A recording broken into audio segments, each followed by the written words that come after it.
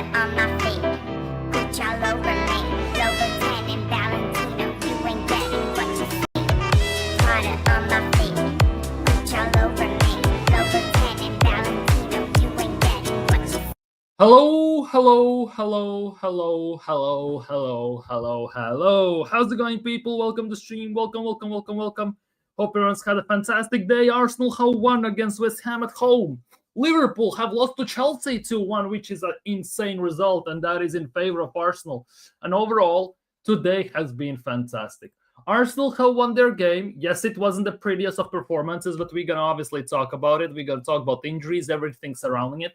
And of course, on top of all that, as I said, Liverpool lost, which means we are quite nicely up in the table, which is also very nice to see, very nice to overall to discuss. And it's a very nice side to go into international break with at least 1 point lead, whether it's going to be over Liverpool only, whether it's going to be over Liverpool and Crystal Palace, time only will tell.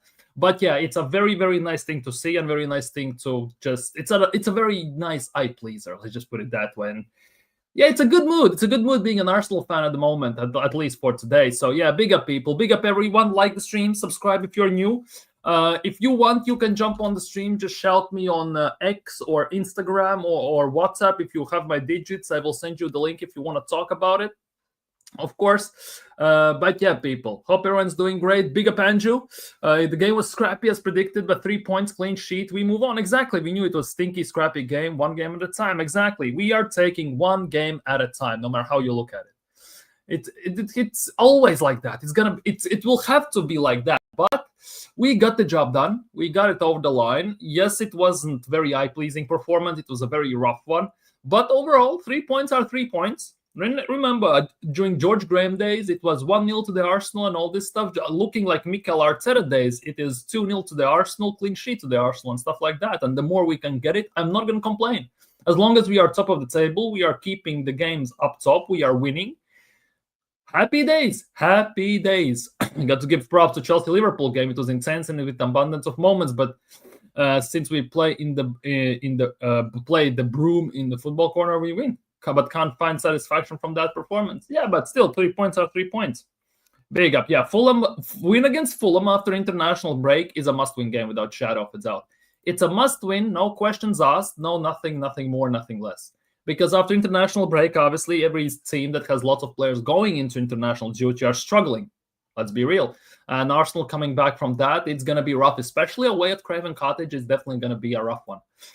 Big up AFC always. Hope you're doing well today, my bro. Hope the English weather is treating you well because I've heard some rough things. I'm not going to lie. But yeah, 3 points. It was an average performance yet again. Yes, it was. The result is bigger than the performance. Yes, and that is the big thing.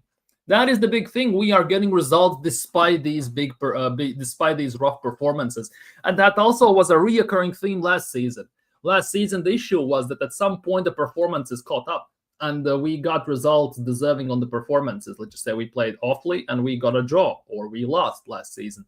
And hopefully this changes. Hopefully this really, really changes this season. We actually managed to get it over the line. Our performances improve and we just move on from there. Odegaard went off injured. Would you put 1 year on instead of Zubimendi? Personally, no. Unless we put Eze in the 8th. That is the only thing. Obviously, the starting 11 was something everyone was very excited about. Let's just say it as it is. The starting 11 was something everyone was very, very, very excited about. Let's just say it as it is. It was the midfield of Odegaard, Rice, and Eze. That was something I really wanted to see how it goes. And Odegaard came off injured. And quite early, and that was the big thing. We put on, obviously, Zubimendi for him.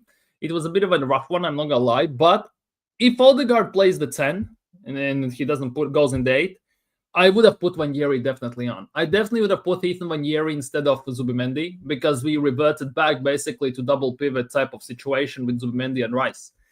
In those terms, definitely I would have put Ethan Wanyeri on. There's still there is something missing of how we play football. For me, it's freedom, especially with our attacking players. There definitely is. And as much as it was great to see it come off a bit, even in the last 2 games today, it was a bit different. And Yeah, I think Arteta today went for the result. I think based on the last two years of performances that we basically lost to West Ham at home, Arteta was doing everything possible, more or less, to secure the win today. I think he was also had that in mind. Do you think Saka was a bit selfish for taking that penalty? We all know, and Gyökeres needed a goal. Yes and no. I know it's the reason why Saka took the pen. I think it was more for the social media, PR, and every tweet, Instagram post, and everyone that all the Sky Sports, the players themselves can put out. Because getting 100 points in 200 games sounds much more eye-pleasing and much more exciting for the fans than getting 100 points in 201 games, for example, or 202 games. In that terms, yes, also no to some extent, but I definitely would have given the penalty to Gyökeres. Obviously, no player is bigger than the team. As long as team wins, personal achievements also, to some extent, should be put to a side if you won one goal as a team, a united goal as a team, for example, to win the Premier League. In those terms, definitely. I wish Gyökeres got the penalty because you can see that Gyökeres needs something going for him. He needs that goal. He needs that confidence going for him because at the moment, looking at Gyökeres, he's getting chances at times. Arsenal are still not utilizing his full potential. That is also going, we can say without shadow of a doubt. And I just wish that we actually do it at some point because at the moment, we are basically not just putting handbrake on our attack, what Mikel Arteta is doing. He's also putting a massive handbrake on Victor Gyökeres, unfortunately. And I don't want to see that because that completely can shut his confidence into the ground. And that could be a massive worry as well. So personally, I would have given the penalty to Gyökeres just like Arsenal last season. They gave a pity penalty to Havertz. Remember that against Bournemouth, I think it was. And we should have done something similar also with Gyökeres, just to get him that confidence boost, just to give him that. My answer, I wouldn't put Wanjeri straight in, but then again, I didn't think Zubimendi would continue to be so mid. Exactly. At this point, he's not an improvement on Jorginho, let alone Partey. Exactly. And that is the thing. With Zubimendi, Zubimendi was signed to be an improvement on both of them. And arguably, he is a marginal improvement on Jorginho, but definitely not improvement on Thomas Partey, unfortunately. Let's just put it that way. And we also have heard the stories that if Andrea Berta would have come in November, for example, there was no chance in hell that he would have signed Zubimendi. Zubimendi wasn't in the top 5 of his list. So that also raises for me the question, who was on his list above Zubimendi for that number 6 role? And yes, he scored a few of them already, but it's mid-control that matters in this case. Yeah. Also, some honorable mentions. Kluivert's and Caicedo goals were class. Yeah, Kluivert's goal was phenomenal. Like, Kluivert is something unique. I think he was bouncing around all across the Europe, Justin Kluivert, right? Playing for RB Leipzig, AS Roma, also for Valencia, if I'm not mistaken, or one of those La Liga teams, right?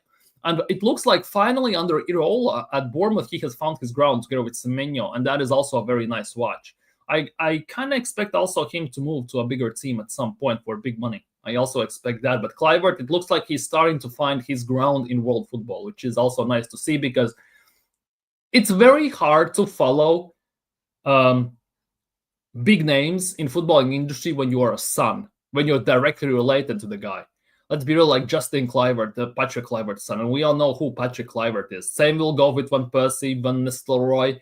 Obviously, we have seen what's happening with the Rams and everything. Like, it's definitely a tough act to follow. Ronaldo's son is also growing up. Messi's kid is growing up. Aguero's son is growing up. There definitely are some very big names to follow, and they will be judged quite more than other players, definitely. And that definitely for them will be a very tough act. I'm fuming, Suck. Victor Gyökeres needed that goal far more. Yeah, exactly. Bukayo Saka would get his 200th point no matter what at some point.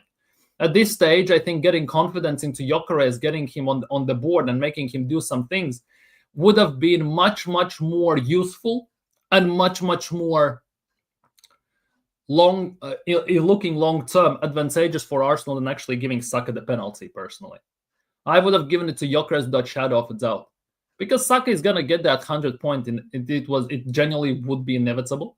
And it's just, I genuinely believe it's just for sheer pure PR and everything that they can put now out on social media and Mikel Arteta can boast about in training, in interviews and everything. Because on paper, when you put out that statement by Sky Sports, whoever, 100 points in 200 games looks much, much better than, let's just say, getting 100 points in 202 games and stuff like that. But nonetheless, it's a massive achievement. But yeah, I guess it is what it is. Big up AJ, by the way. Big up AJ, people. Like the stream and subscribe if you haven't already as well. Speaking of injuries, have Rice and Odegaard dropped out of the international squads yet? Haven't seen anything. At the moment, have not seen anything. I think Odegaard will. I think Odegaard might. But the Norway are first in the table. I think they have somewhat secured going to the World Cup, so it doesn't matter to them that too much. With Gyökeres, yeah. With Rice as well. England has enough squad depth to actually pull him out. I really wish Arsenal will genuinely just get him out. I really hope so. Big up. Thank you for 941 subscribers. 59 away from big 1,000. 59 away, people. Let's get subbing. 8 likes, people. Wrap them likes up. Get it to 15 at least, people. Well, come on. I'm actually going to England's game versus Wales this Thursday coming up. I don't want to see Saka and Rice play at all. You just know that at least one of them will. That is the nuts part. One of them definitely will. People are saying if Victor Gyökeres doesn't score against Fulham, drop him for 29. How on earth has this time passed? Already, you see? That is the biggest narrative that is gonna get pushed, because we all know that Mikel Arteta didn't want Gyökeres. He wanted Sesko. Everyone knows that, and their top Gooners who are Arteta only fans, Arteta sexuals, and are in Arteta cult are turning a blind eye on that, right? And they will use every single point to basically justify getting Gyökeres dropped for Havertz. Any single point possible. And also, obviously, the sad part is Mikel Arteta is also unwilling to help Gyökeres by changing his system. On top of all that, the longer Gyökeres stays goalless or doesn't basically set the world on fire, let's just put it that way, the bigger is the chance that as soon as Havertz comes back, Gyökeres is getting dropped. And then Arsenal fan base are going to go in meltdown without shadow of a doubt. But hey, time is gonna go. Victor Gyökeres didn't even celebrate with Saka, says everything. Exactly. Gyökeres had a poor game, but I'm actually looking into Trossard. He was shambolic. Trossard is not a starter. Trossard is an impact sub off the bench at best. Trossard should not be the main star 100%. He should not. It's almost like he hinders other players' performance if he plays poorly. Still our Trossard. We all know that. Big up Mubarak. Well, same time, I wonder Arteta Odegaard become injury forced him to continue playing. Yeah, that is also a nuts one. Arteta has done it, and it's to some extent it's not surprising, and it's still obviously it's gonna piss us off because he basically puts players' career on the line by doing that. Big up Wahaha. Congrats on beating Sunderland. It looks like Sesko has found his level scoring against Sunderland, so congrats to you all. Big up Mabas. How was that wet weapon? Yeah, it's rough watching. Gyökeres, but still I believe in Gyökeres. For me, I'm never going to compare. For me, Gyökeres was the smart choice if you use him properly. And it's pretty much evident that Mikel Arteta hasn't got a clue how to use him. He has never coached out number 9, and that's on Mikel Arteta, because you cannot be a goal-scoring machine and all of a sudden turn into crap. It's mostly on Mikel Arteta. Obviously, to counter-argue that, the shirt could be too heavy for Gyökeres to wear. Arsenal shirt is a very heavy shirt to wear, given the stature of Arsenal Football Club, without shadow of a doubt. At the same time, Gyökeres, if we use him properly, like we use him against Olympiacos, that's a completely different story, because the goals will come eventually. It's quite inevitable, let's just put it that way. He has the qualities and the abilities. But I'm definitely not going to slander Gyökeres as of now when he doesn't get used properly. Because you can sign R9 in prime. You can sign Messi in the prime. You can sign CR7, Ronaldinho, anyone in their prime. But if the manager doesn't utilize them the way he should be utilized, he doesn't play the style he should be playing, the manager doesn't see the way how he should be used, that's on the manager. Because the player himself can go just to a certain extent. Rest of the stuff is solely on Mikel Arteta and the coach and the system and the style. And that is that. Look how much more Kasper Schmeichel gets judged just because he... Yeah. Exactly. And if you are a big name, you are a son of a, like, let's just say a legend or icon or even a cult hero of the certain club, you're going to get judged quite heavily. We're going to get judged heavily. I'll just put it that way.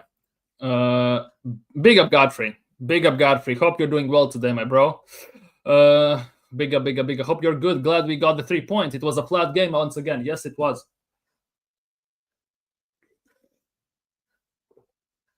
Yeah, West Ham also played a role in this game to try and nullify Arsenal to the maximum extent, and it's quite It's also quite visible if you look at even at the stats, right? That obviously West Ham did nothing. West Ham did nothing. Arsenal had 21 shots, 5 on target, right? West Ham had 4 shots, 0 on target, almost no possession, literally less than half of the passes Arsenal did. Pass percentages. West Ham absolutely came to for a draw here.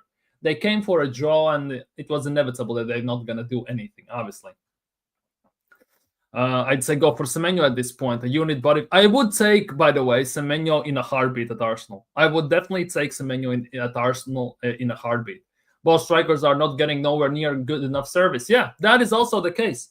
Nor Sesko nor Gyökeres are getting enough service at this stage because the managers don't play to their strengths. Ruben Amorim has come out openly and said that he is not willing to change. And that is definitely not going to help Sesko. At the same time, Mikel Arteta, he hasn't said it directly, but we have seen it over the years that he's unwilling to change. He sees that it doesn't work, but he still doesn't change. So that is also like they are subject to failure no matter what, unless the manager changes their style and system. Big up Terry Tibbs. Big up Terry Tibbs. I love the profile picture. I love The Simpsons. I love it. I would take Semenyo in a heartbeat. Same, AJ. Same. Yeah, to be honest, no striker has succeeded under Arteta. None. Arteta had Golden Boot winning Aubameyang. What he did? He made him play left wing back. He had Lacazette, who also was bagging under Emery to a certain extent. He made him play as a 6. And since then, he hasn't signed a proper striker. He signed Jesus, who is more of a winger than a striker, who is more a flotation device in that number 9. Havertz, God knows who he is. He binned off Biereth. Obviously, Chido left himself. He binned off Florian Balogun. And he exclusively refused to sign a striker while signing the players like Havertz, like Merino, like Fabio Vieira, and them all. Arteta has never coached out and out number 9. He doesn't know how to make it work.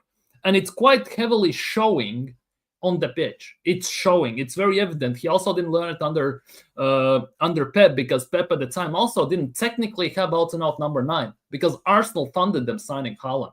So he hasn't also seen that. I just put it that way.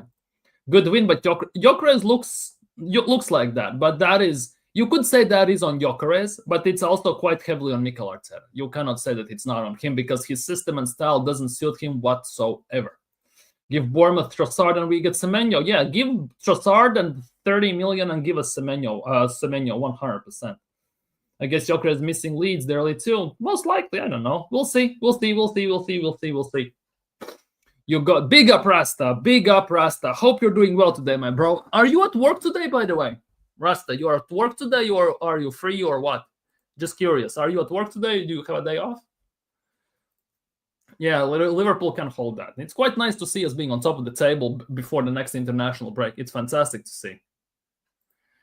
I thought Gyökeres was the penalty taker. Yeah, but obviously Bukayo Saka needed that PR stuff. 100 points in 200 games. He needed that. So hence why he took the penalty. It really pissed me off, to be honest. Like, let's be real. Like, people say no player is bigger than the team. Personal achievements to a certain extent are irrelevant when you are winning as a team and your team has a set goal. And, well, it was completely against that today to some extent, if you look at it from that point of view. Let's be real. See, I just said Trossard plus 30 million. See? I'm an oracle. I didn't even read the chat that far at the moment. I didn't even read the chat that far. Let's just put it that way. Yeah, people. Here is Rastastock's link. Go subscribe to him. He's a United fan in pain despite the win against Sunderland. So go show him some love. Go drop him a sub and everything. Do some God's work, people. Support the people. Is Arteta setting up Gyökeres to fail to put cover? Yes. Yes, he is. In my opinion, he is. He didn't want Gyökeres in the first place. Gyökeres was Andrea Berta signing. Arteta wanted Sesko, and he pushed for him hard for a year and a half until Berta came in and just pretty much nullified that to a certain extent. And it has gone to a point where already the biggest Arteta followers who follow him blindly are saying, as soon as Havertz is back from injury, drop Gyökeres. Let's make him called bench for the next 10 games. They're already saying that.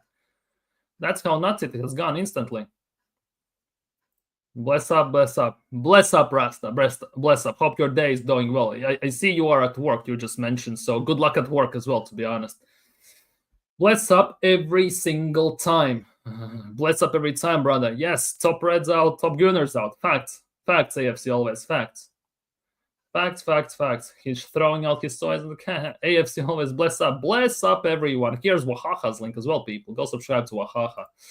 I gave the adopted son Donkey 15 games. Gyökeres T18 still gets the same amount, and he scored 3 goals already. But it's kind of, it is worrying. We are 6 games into the Premier League. He has scored 3 goals: 2 against Leeds, 1 against Forest. 1 was a penalty. 1 he created for himself.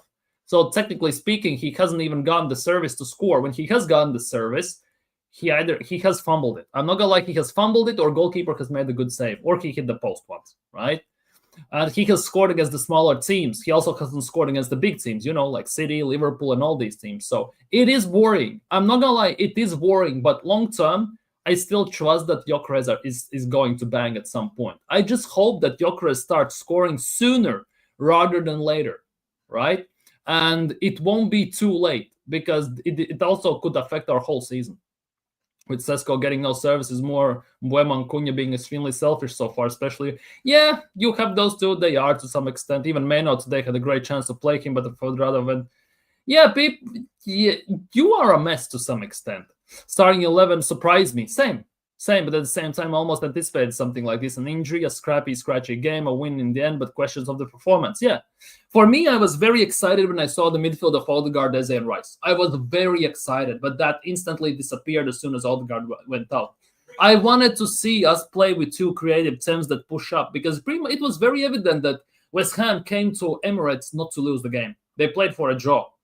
And I wanted to see what Arsenal can do. Unfortunately, Arteta as well, he didn't have enough balls to sub on Ranieri for Odegaard. He subbed on a defensive player, which basically changed, I would assume, even overall system that Arsenal wanted to play, which also, I think, kind of stifled us and put a handbrake on our development and the attack.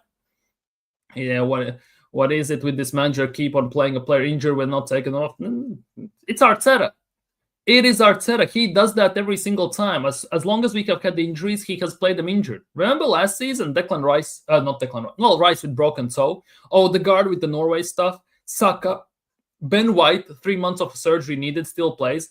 Timber plays when he barely can walk against PSG. He pushed Tierney on the pitch back when he was injured a few years ago. He pushed up Thomas Partey back on the pitch when he had a muscle injury or he had a cramp. And he did the same as well today with Odegaard. It's like a never-ending story. It's a never-ending story. Calafiori, for example, what is his function anyways? I never seen Timber on the left wing position, but that's galloping is right in the field. He hit the post, to be honest. He could have scored. Remember, he hit the post, it bounced off Areola's back, and he nearly went in anyways. Like, he's exciting to look at, as top Gooners say. So I guess that is it. When we are going to see Hincapié. Apparently, Hincapié is back after international break. Mikel Arteta said that Hincapié will be back in the squad after international break, so I guess then. I generally guess then. Big up DG too. Big up DG. Big up. Never drop Gyökeres. Never. His movement, he needs better service. He will score again soon. Yeah, exactly. Gyökeres is a natural striker. His movement is fantastic. It's just the fact that our players don't create for him. They don't see his runs and his movement, or they utterly ignore his movement most of the time. We saw that last year when Havertz was making runs, when Martinelli was making runs and stuff like that. This year we have a proper striker and we still see the same stuff. And that is not alone just on players. That is something that Arteta wants to recycle the ball as well to some extent. Yeah, Havertz won't be back till end of November. But look at it this way. We have 2 international breaks ahead of us. One right now and one in November. So that takes away 3 weeks from this 2-month period. So technically speaking, Havertz is going to be back sooner than people realize. And if Gyökeres doesn't start to bag until then, it's just basically disaster waiting to happen when Gyökeres is getting dropped for Kai Havertz. Odegaard is unlucky, man. Another injury. Pray he gets speedy recovery. True. I never want to see anyone get injured. Never, ever, ever. I'm not that type of person who celebrates other people's injuries. Never have and never will. I never celebrate other people's mishaps and failures in life. Never have and never will, unlike some people. But overall, yeah, it's a sad thing to see when player works hard to get back from injuries and instantly gets injured once again. Obviously, either he hasn't been fully recovered or he's still on the rise and he's still getting there. But hey, we'll see. We'll see what's going to happen with that one. But yeah, Odegaard, hopefully it's nothing serious. I'm not going to lie. As much as people may dislike Odegaard, as much as I don't like Odegaard, that he slows down our play, he holds on to the ball too much and stuff like that, hopefully he gets a speedy recovery. The system doesn't win you games. It's the players. Would you agree? Yeah, I would.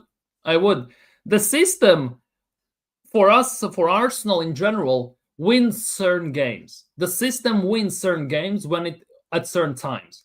But overall, if you look at most of the games we win, it's just on the fact that we are better.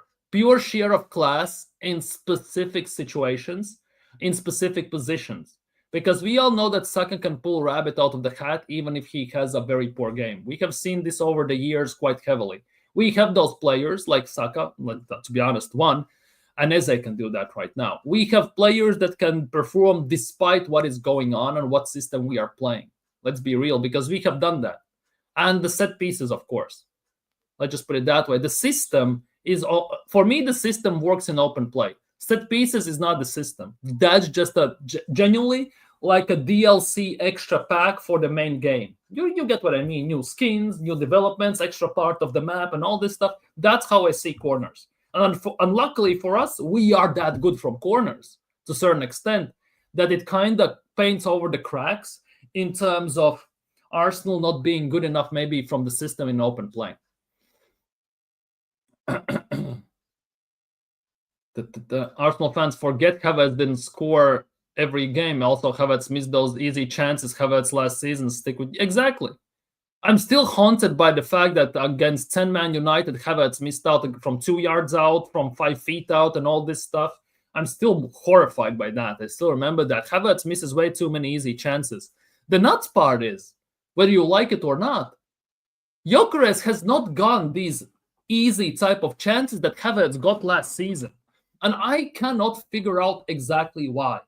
Whether it's the fact only that Havertz maybe has a bit better passing, so he can maybe play different type of triangles and situations, because we all know that Gyökeres' passing is lacking heavily compared to Havertz's passing, so he maybe cannot help, and he doesn't help specifically in creation process. Maybe that's why. But Gyökeres also does not get into those easy chances, as DG you just put, and everything as much as Havertz did.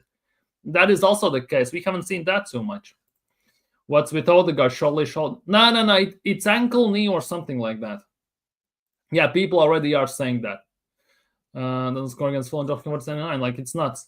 Is Calafiori? Yeah, Calafiori is one of those. Calafiori counts as a left back for Arsenal, but he plays left wing, right wing, number 10. He's sometimes up there at striker. He's at right back. He plays every single position pretty much besides his own position to some extent. And that's what's nuts. Hence why also he has already 3 yellows. He's 2 yellows away from getting 1 match ban by default, which is also kind of nuts. Drop Calafiori, bring back MLS at left back. Yeah, Skelly is a better defender, definitely. And I think Calafiori plays first things first because he costs 45 million, and Arteta needs to justify signing him. And he's not injured for now, at least. And second one is, Arteta doesn't allow Skelly do what he allows Calafiori to do. Skelly has a limited freedom. Calafiori has unlimited freedom in those terms in the Arsenal team, definitely. What Arsenal fans referring to, I have compilations of 10 plus Havertz misses that should have been goals, legit, some of them.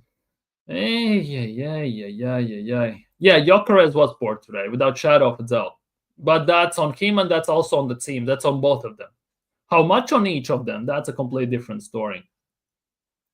Like, Arsenal fans genuinely have a goldfish type of memory.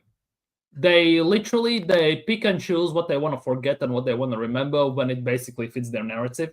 And sometimes they deliberately push out of their memory certain parts of the game, certain seasons, certain games of the brain, just so they just can ignore and justify some of their narratives. 100%. Also, West Ham with Nuno is more defensive coach team, to be fair. Yes, they are. And they looked also more solid, more organized defensively, without shadow of a doubt. It's just against Arsenal with with how we play, they pretty much didn't get a sniff of the game whatsoever. That is another part of this. I watched the Arsenal women's team. Yes, Lega's needed to improve. Yes, she done an amazing job at winning a Champions League. She needs to win the Women's League. Yeah, as well. She needs to win the Women's Premier League as well. Arsenal women's team a bit has dropped this season, at least to a certain extent. Who objectively has been better, Havertz or Gyökeres? Well, give me Gyökeres for 2 seasons, then we can judge. Let's just do it that way then. Like, that's a very, very unfair comparison to be making in general. With Gyökeres for sure. Like, I'm not gonna get into your chats. Like, generally, I think that competition in general, yes. Havertz coming back will be a very good competition for Gyökeres and for Havertz. It definitely will be good because we all know that Havertz is for that number 9 spot.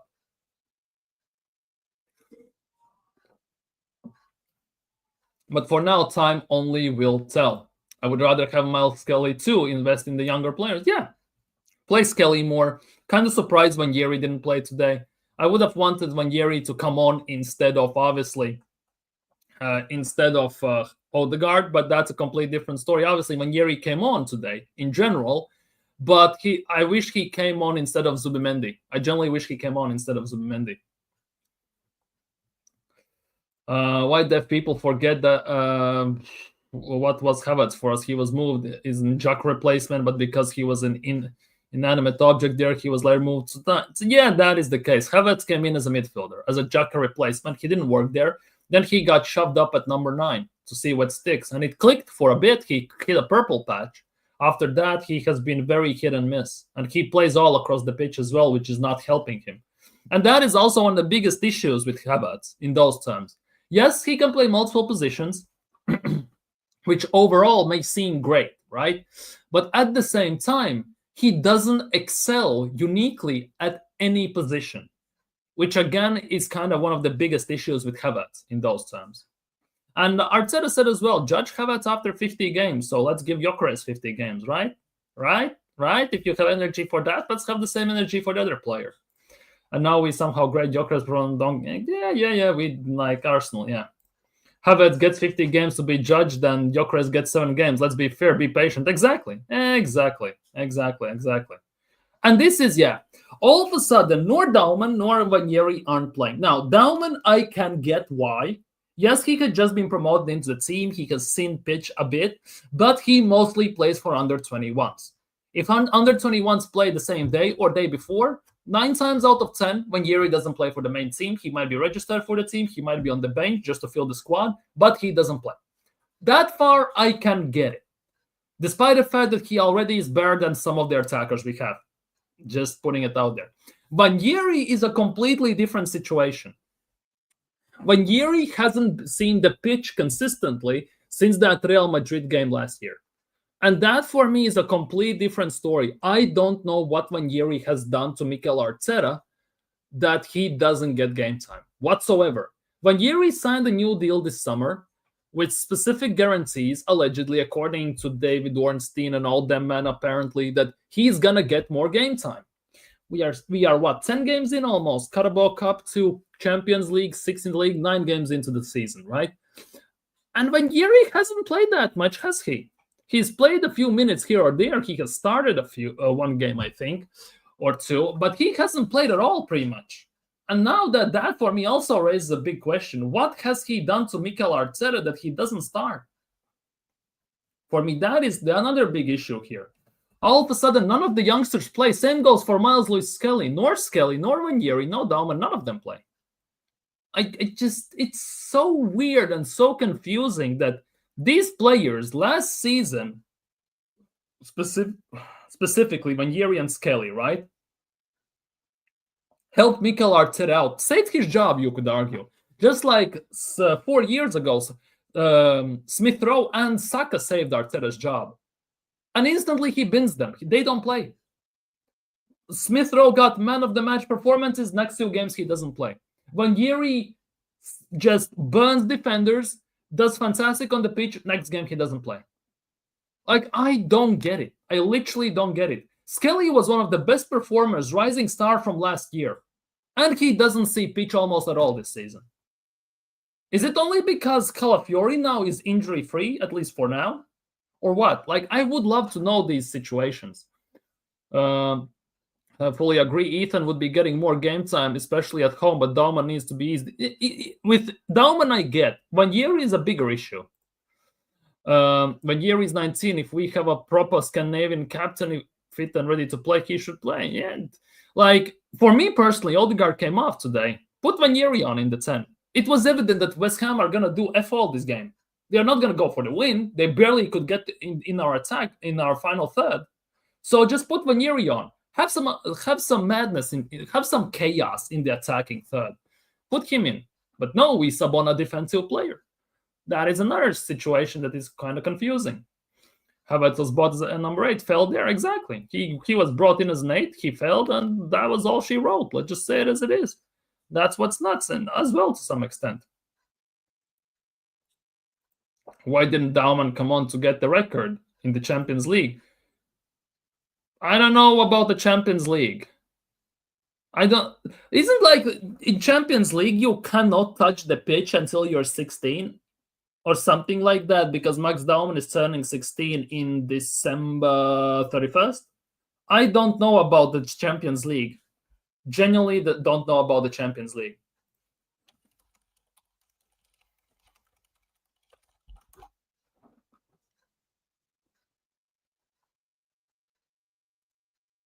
Yeah, you need to be 18. Oh, sorry, 16.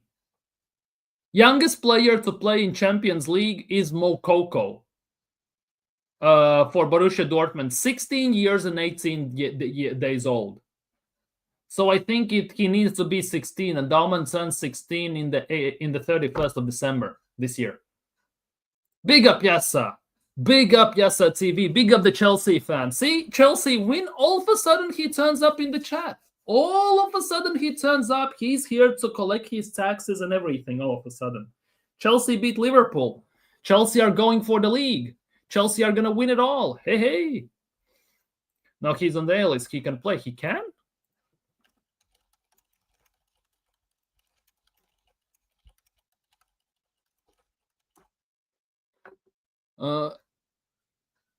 But the youngest players to actually appear in the competition are typically around 16. While 15-year-olds played in the Premier League, they cannot be registered in Champions League. Players must be eligible to play for their club and registered on A list, whilst B list and younger players born after January 21st.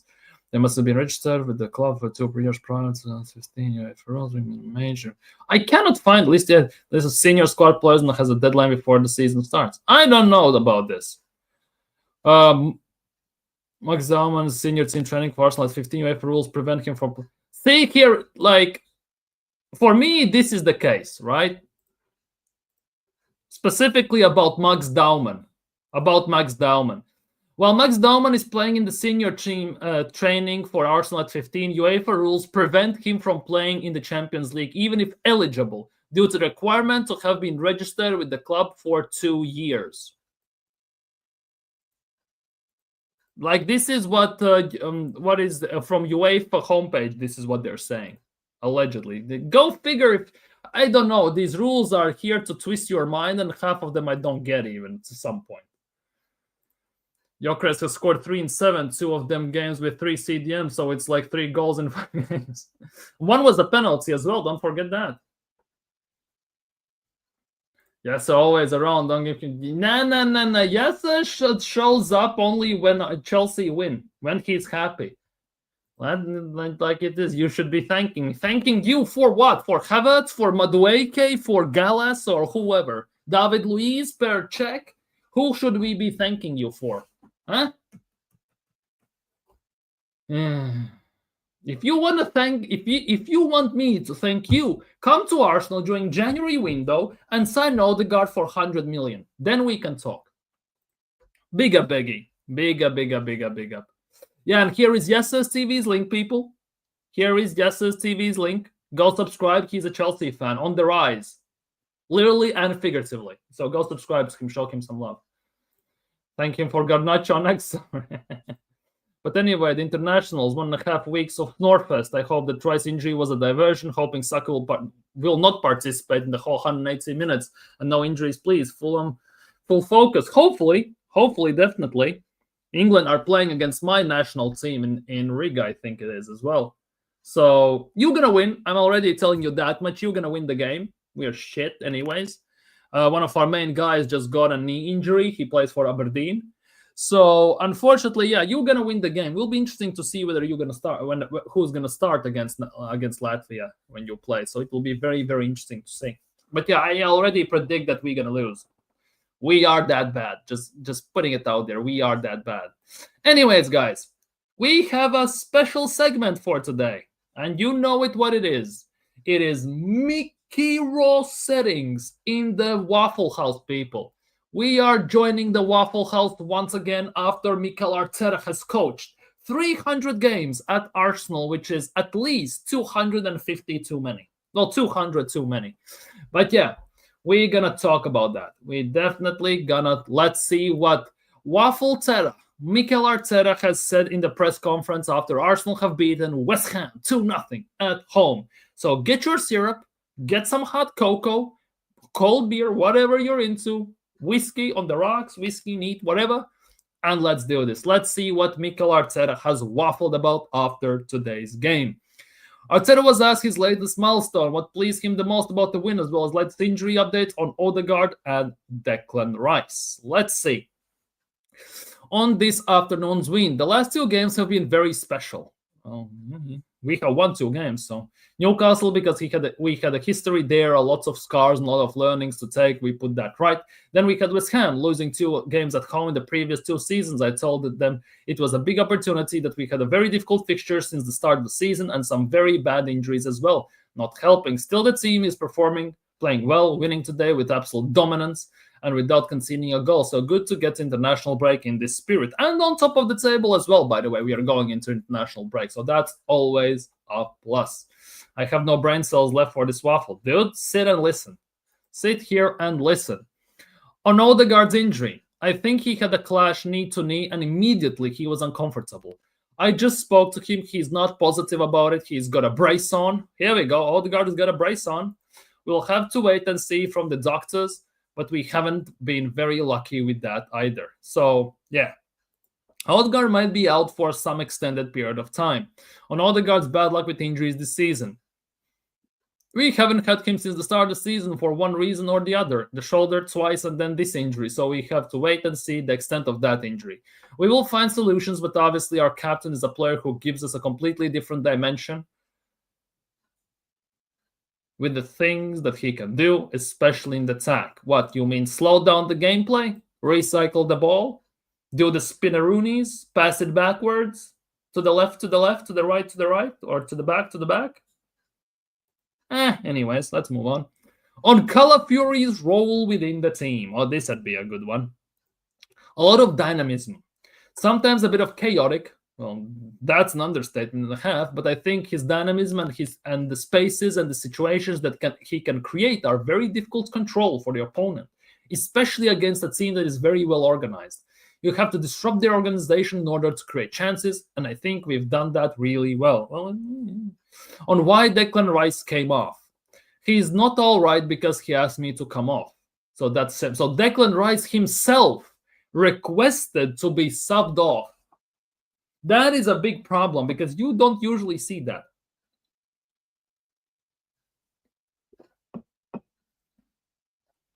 Like, you don't usually see that. He had a pain in his back, in the back. Oh, that's a bad one. Like a spasm or something. Who knows? He could not carry on, which is something very unusual for Declan. So we'll have to assess him and see how he is. Ooh, this is no bueno, people. But low-key, some injuries helped some of the players' minutes and approval. Example, Eze, Gyökeres, sleep in moments, Madueke before the crash. Yeah, there are a lot. Like Vangieri maybe will get some minutes finally. Who knows? Who knows? Who knows? Who knows? On the quality of the bench, that's what we want, but it's not ideal because we had really clear intentions with the lineup that what we wanted to do on the last, and that lasted very few minutes because of the injury to Martin. But the good thing is we can bring on somebody else and be a little bit different, but it's still very, very efficient. How about bringing on Vangieri for Odegaard? That would have been more efficient. On how pleased he was with Zubimendi's performance after coming on, especially the way they acted and the way they were matching our midfield and the spaces that we could create with Zubi. Zubi! I think it was better they didn't have an intention to play or combine in the first phase as well, so that was great. A lot of direct plays, second balls, and we wanted to create to make sure that we could control, to dominate the game in the areas that we wanted. That's the reason why. So basically, what he's saying here, matching our midfield, open spaces, dominate, wanted to create, combine, phase, intention, and again spaces, and that's the reason why. So basically, same words, just on the new midfield trio today. We needed more and more. We need more and more chemistry, and we need a longer period because of the first part until they start to live it and find the solutions and the tools they're going to allow them to flourish. But it never happened because it was too early with Martin's injury. Oh, bloody hell. If we play Zubi, Rice, and Eze as our midfield, basically, the fact that Odegaard is out is not that bad.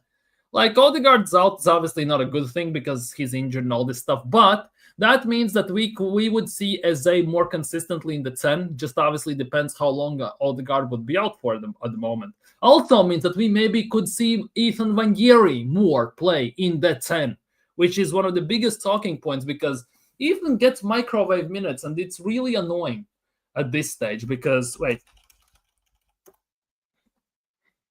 where is Ethan Vangieri? Let me check this quickly. How many minutes Ethan has played this season? Because that for me is another big question mark at the moment.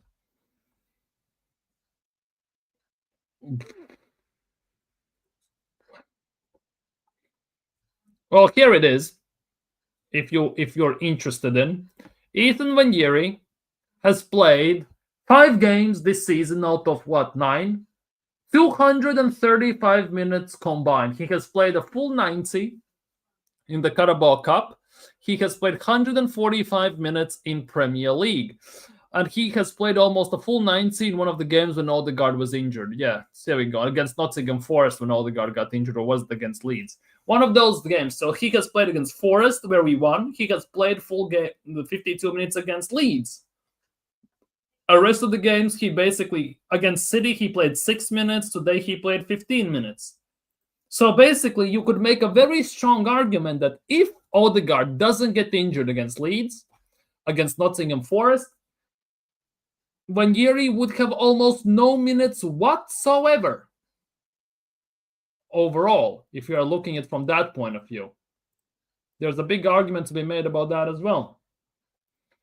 Actually, feel sorry for Odegaard at this point. The shoulder, probably the same shoulder and knee injury. Yeah, game week 7, 3 injuries, definitely not great. In that terms, definitely it's a very sad as a football, if you watch it as a football fan. No matter how much you want this player in your team or not, it's a sad thing to see. Hopefully he gets a speedy recovery as well. Hopefully he gets a speedy recovery, and hopefully everything turns out to be less serious than it was envisioned before. Let's just put it that way, because so far it's not great. It's definitely not great. Let's just put it that way, because if you played only 9 games and you have basically been injured 3 times, then yeah, it is a worry. Let's just put it that way. It definitely is a massive worry, to say the least. But hey, we'll see. I'm just waiting because Arteta has said that he was in the cast. He had a cast over his knee, which already is a big worry, because usually if player already is in those type of situations, it definitely will affect the team and the player himself. So definitely not a good thing.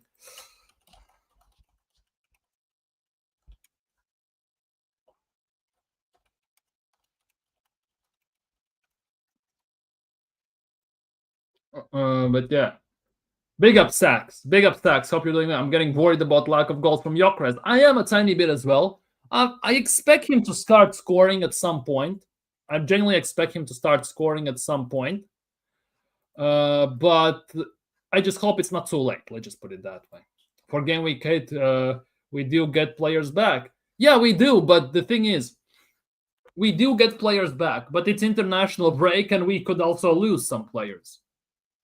Like, if we lose, for example, Declan Rice and Odegaard now for some time, you know that Merino is starting in midfield, and Zubimendi, Merino midfield, it will be worrisome, very worrying to say the least. But just think of it this way, or Norgard plays in the midfield, it as well will be very worrying.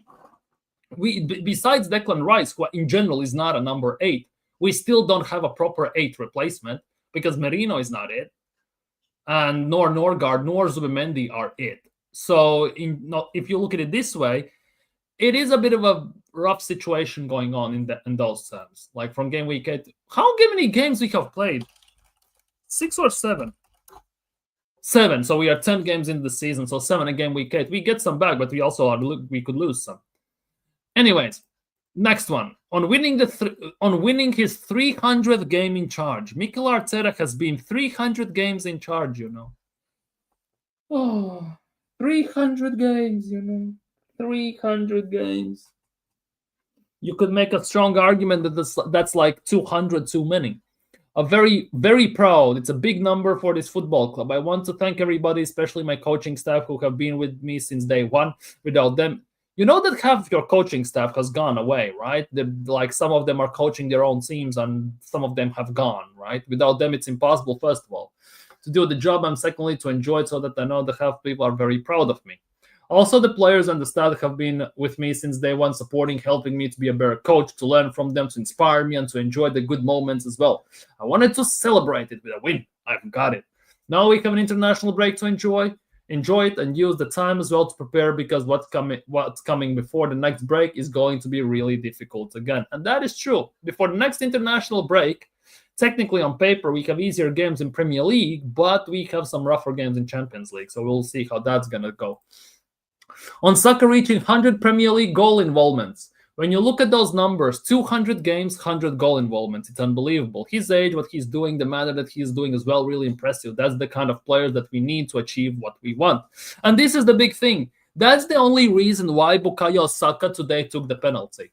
So basically, you have 100 goal involvements in 200 games, not in 201, 202, or 203 games. That is the sheer and only reason why Saka took the penalty. It's the same reason why you go into a shop, basically, and the pricing is not, let's just say, £6 or €6. It's $5.99. Just so mentally you technically get triggered. Oh, it's less than 6, so I'm going to take it. But actually, it's just 1 cent off. Like, if you look at it that way. It's the same situation, basically, what's going on here. On making statement in the upcoming fixtures, we know how difficult those games are going to be, but we wanted to come here because we had some very difficult fixtures, playing some of the top teams, some of them away, and with one of the big injuries as well. We had to adjust a lot of things with some players who were coming as well from big injuries, surgeries in the first weeks of the season. So it's been a challenge, but the team has been, I think, very convincing in performances and results, and it's a good platform how to continue. On the importance of rotation with the squad, critical. We are playing every 3 days, and with the intensity that we play and the requirements of the opposition, it's impossible to maintain the same players. So the ones that are coming, they have to lift the level, the intensity, and help us to win the game. We talked about many, many times, and it's a period especially. I think it's been really, really positive. So yeah, Mikel Arteta sounds very positive after today's win. It's also nice to see the very scrappy game. There were some rough moments, obviously, and everything, but overall, we got the job done. 3 points are in the books. We are on top of the table. If we look at the Premier League table right now, it looks like... Wait, my bad. It looks very eye-pleasing. It looks very nice to look at going into international break. Arsenal are on top of the table, which is very nice.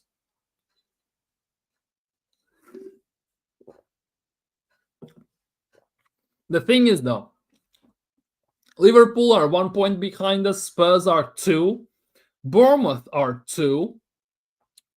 If Palace win, by the way, they are 1 point behind us. If Palace get a win, who are Palace playing, by the way? Crystal Palace are playing tomorrow Everton away. They're going to the new Everton Stadium. It's going to be rough. They're definitely going to be rough for them because Everton are not that far off. They are 10th with 8 points. So if they win, they pretty much catch up Liverpool. Crystal Palace. Chelsea are in 11 points. Man City, if they win, they can get up to like 5th place, potentially. And obviously, the bottom side of the teams, it is what it is. But yeah, we are in a very nice spot. One game at a time, exactly. One game at a time. Definitely, one game at a time. Compared basically to the previous international break when we went into it with 5 points behind Liverpool, this is a very good one. Well, not 5. Well, it was 5, right? We lost, they won. They're going basically 3 points behind Liverpool, or 5. I don't remember now. But yeah, going into this international break on top of the table, knowing that we are ahead of the main rival in Liverpool in terms of the league, it's very nice. Like, it's very interesting how in span of a few weeks the dynamic of the fan base and in general of the mood can change. It's very nice. It's very unique as well. Fulham is a tough one to crack. That game should be expected to a scrappy win, not a West Ham one. Yeah, definitely. Fulham away is going to be rough. What is Arsenal's schedule? If we look at it, right? So we are going into international break right now, right? So after international break, starting October 18th, so in 14 days, 2 weeks, we are playing Fulham away. Then we have Atletico Madrid at home, Crystal Palace at home, which also, all these games are gonna be hell on earth.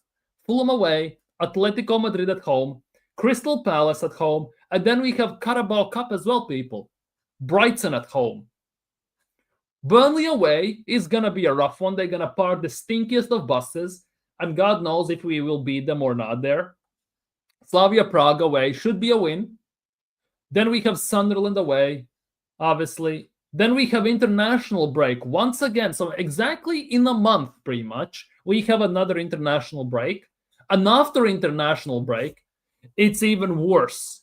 We have Spurs at home, Bayern at home, Chelsea away, Brentford at home, Villa away. These games are after the next international break, pretty much could make or break our season to some extent. But at the moment, yeah, we are in this spot where we have just beaten West Ham 2-0. But after that, yeah, next 6 games is hell of a squad for the squad stamina. Yeah, exactly.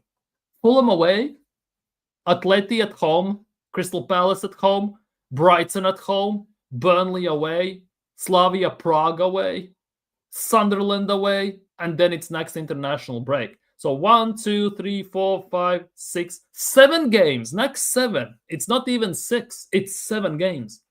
They gonna be hell on earth. 100%. Because Fulham away, it's gonna be a rough one no matter what.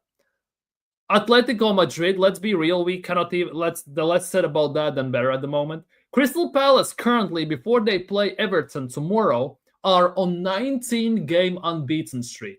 19-game unbeaten streak, you know. They are a very tough team to crack under Glasner. Then we have Brighton at home in Carabao Cup. A team that we tend to struggle against.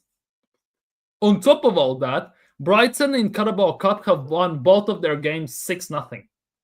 And Arsenal barely scraped kind of past Port Vale to some extent.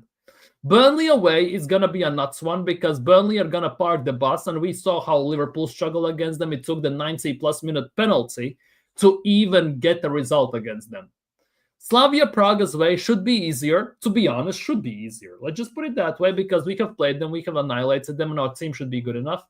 And then Sunderland away, it depends what position by then and what type of mental state Sunderland are going to be, but it's also going to be a very rough one. It's going to be a rough one. You counted wrong, but anyway. Wait, wait. What I counted wrong? Fulham, Atleti, Palace, Brighton, Burnley, Slavia, Sunderland. It's 7 games. What do you mean next 6? Which game are you not counting? Which game do you think is going to be easy then?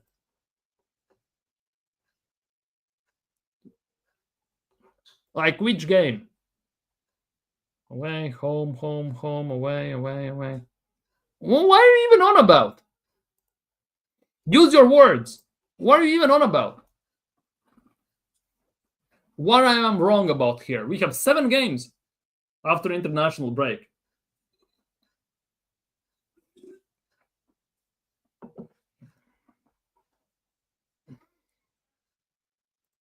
You went counterclockwise. What? Seriously, what? What are you on about? You went counterclockwise.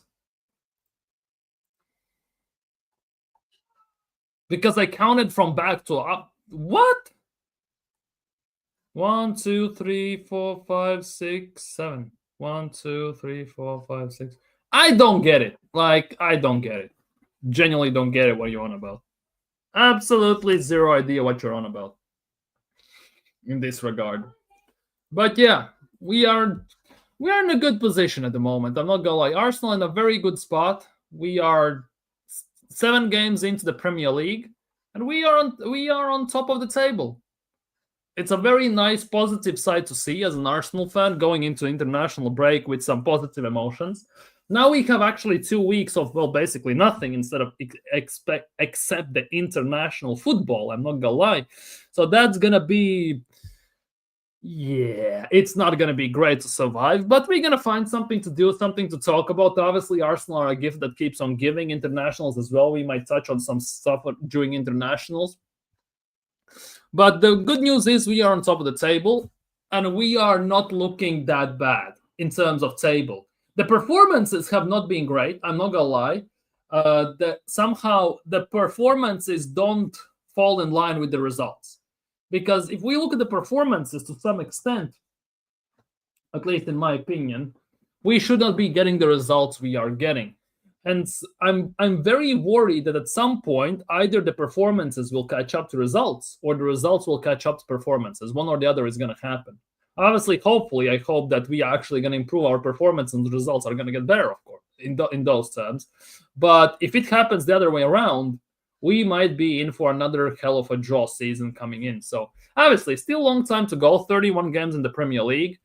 Champions League just kicked off. FA Cup hasn't even kicked off. And Carabao Cup is about to go into round of 16 once we play them on October 26th, if I'm not mistaken, against Brighton. So we definitely have lots of stuff to looking forward to. Definitely have lots of stuff to look forward to. Hopefully Arsenal can make us happy. Genuinely, hopefully Arsenal can make us happy because this is one of those seasons where it's make or break. There's nothing else left to say. There cannot be any excuses, any jibba jabba, no, nothing. Nothing can be said that can basically justify us not winning anything. Literally no excuses. It's make or break season at the end of the day. It was like that last year, but obviously Arteta stayed for another year, so this year it's once again the same. Like, it is what it is. So time only will tell how it's gonna go. I'm happy that Arsenal are on top of the table. I'm happy that also I'm happy that Arsenal on top of the table. Thank you, Chelsea. Thank you, Yessa, for beating Liverpool as well, which definitely gives us some proper excitement to some extent. We'll see how much they will improve. Will Arsenal improve? Liverpool improve, and Arsenal how will improve after international break, because this international break might not be as bad for Arsenal, but I think the next part of the games after the November international break is kind of be the be all end all. I'll give up on the former a vacation from football. Wait, what? A vacation from football? You're taking 2 weeks off until the season again kicks off? I can see that. I definitely can see that. I'm going to relax right now today. Tomorrow, we're going to talk a bit more about Arsenal, of course. After that, will be interesting to see what we're going to do on the streams, because at the moment, it's a bit of a hit and miss. During international breaks, obviously, it's always like that type of dry period regarding content. Let's just put it that way. But we're definitely going to do something. We can talk about Arsenal. We can do some quizzes, some some stuff like that. We can discuss certain aspects. We can talk about football in general, other leagues. We can talk about some players. We can do some tier lists of the best players we have seen, or some biggest flops we have seen, and stuff like that. Definitely, there is a content we can push out, we can talk about, and we definitely will. We definitely will. I just need to put it down on paper. I just need to figure out what is what and where it will lead us over the course of the next 2 weeks. But yeah, definitely, there will be some stuff in the making. But for today, I'm gonna be signing off. So take care, people. Like the stream and subscribe if you haven't already. Have a nice evening. Enjoy football. Enjoy football tomorrow as well. And hopefully, I'm gonna see you all tomorrow as well. Peace.